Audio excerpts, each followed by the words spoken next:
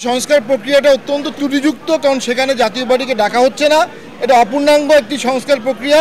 আমরা মনে করি মব আর রাষ্ট্র একসাথে থাকতে পারে না, হয় রাষ্ট্র থাকবে না হয় মব থাকবে। আমরা আমাদের জীবনের শেষ রক্তবিন্দু দিয়ে জাতীয় পার্টিকে রক্ষা করব। তৃণমূলের ভিত্তিতে জাতীয় পার্টিকে আমরা গড়ে তুলব।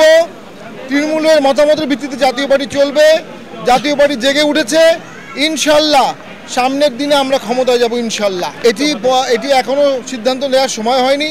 এগুলো যখন সময় আসবে প্রেসিডিয়ামের সাথে আলাপ হবে, মাননীয় চেয়ারম্যান স্যার উনি সিদ্ধান্ত দিবেন, এবং অবশ্যই লেভেল প্লেইং ফিল্ড থাকবে কি না এটার উপর আমাদের সিদ্ধান্ত নির্ভর করবে।